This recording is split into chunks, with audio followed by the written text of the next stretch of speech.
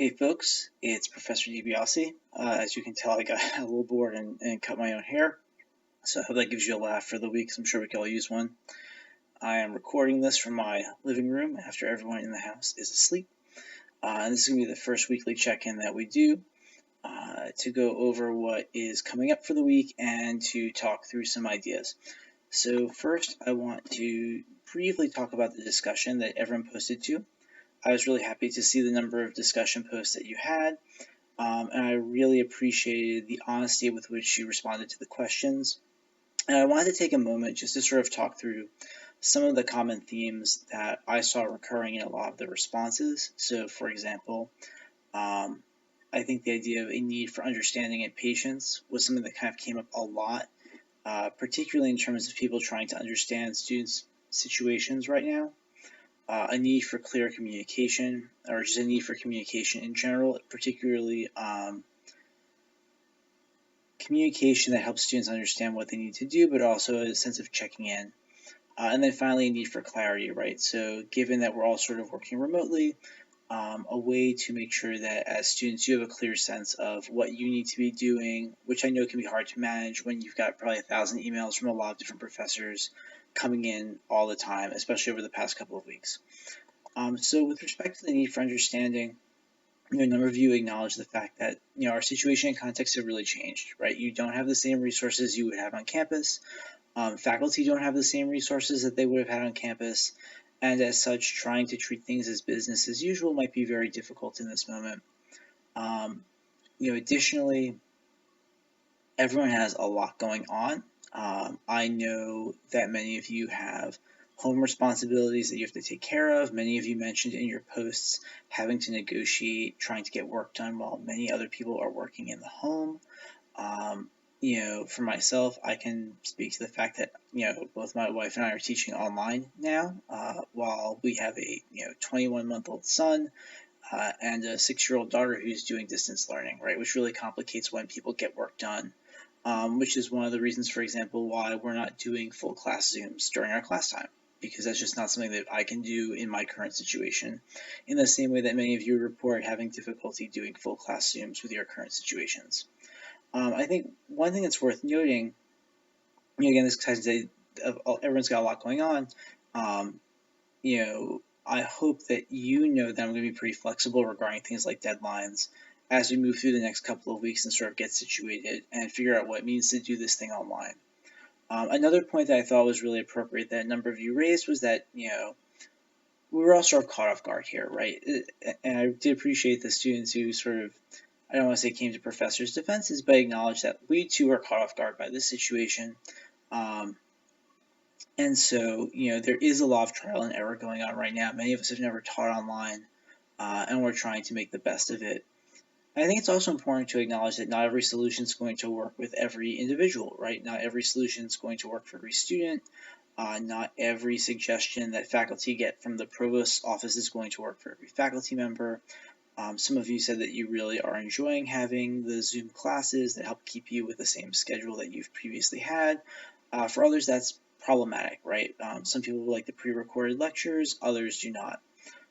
So I think going into this situation with a sense of patience, compassion, and really assuming that everyone has the best intentions is probably going to be the most productive way we get through this. People also talked about a need for communication, so I actually want to run down the kinds of communication you can expect from me going forward, so you have an understanding of what's going to be coming in when. So the plan now is on Mondays, I'll send out a video recapping the previous week's discussion. I'll set up the new discussion and offer any major reminders for what's coming up over the next week. On Tuesday, I'll be uploading mini lectures. These might have to do with specific kinds of content. They might deal with how to address certain technical issues.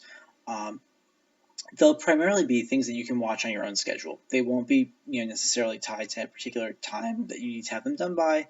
They're really going to be more, for the most part, they're mostly going to be resources for you to do your projects better.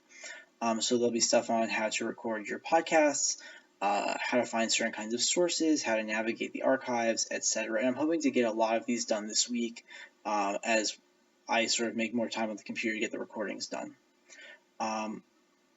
on either Tuesdays, Wednesdays, or Fridays of the week. I'm looking now, I see a typo there, but we're not going to re-record this, so bear with me. On either Tuesday, Wednesday, or Friday of a given week, we will have a group Zoom meeting to check in on your projects and just see how everyone's doing. So tomorrow, you should expect an email, either Monday or Tuesday, you'll expect an email from me asking to set a recurring meeting time for you on either a Tuesday, Wednesday, or Friday, and offer a couple of suggestions. So if you could quickly discuss amongst your group what works best for you, and then get back to me, hopefully no later than Monday evening, Tuesday evening, so that we can get those set and rolling. If your group really wants to have a Tuesday meeting, please try to let me know by Tuesday morning. I can probably make that work. Finally, if you need to talk to me about something specific and it's not a group issue, you can set up an appointment at any time just by shooting me an email. I check my faculty email throughout the day, whenever I really have a free minute, to make sure nothing's coming in.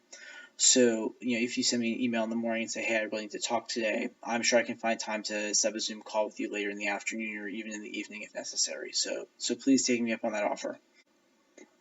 So one of the things that came up frequently in the responses this week was a need for clarity on the part of professors so that students have a clear sense of what they need to be doing. So I'm going to try and do right now is make it as clear as possible and really break it down to the 3 things that you need to be doing this week.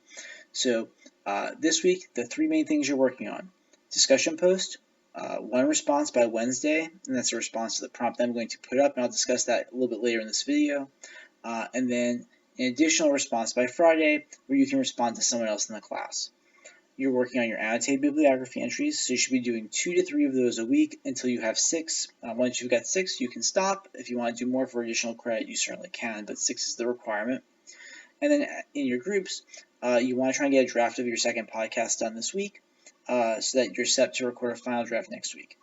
If your group wants to respond to another group's draft for additional credit, just let me know, and I will do my best to pair you up and exchange the files. Now, 2 things that you can be thinking about, but you don't really have anything specific to do this week.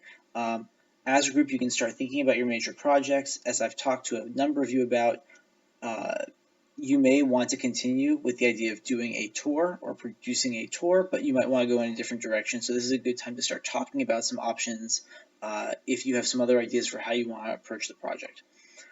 And then in terms of your final portfolio, which is something you probably see on the syllabus and maybe in the the updated Google Doc I sent out about a week or 2 ago, there's really nothing to worry about in terms of the final portfolio right now. So really the 3 things you're focusing on are the weekly discussions, the annotated bibliography entries until you have your 6 entries done, and then the second podcast, and making sure you're getting that done and really trying to get a draft done, by Tuesday, Wednesday, Thursday of this week so that you're really in a good spot to get some feedback ideally, and then record the final version next week. And I'll have a video going up shortly to talk about how to actually record those podcasts so you know what to do. Finally, I just want to talk a little bit about this week's discussion. So you're going to choose either Mirabelli or Rue, whichever reading you use as a group for your second podcast.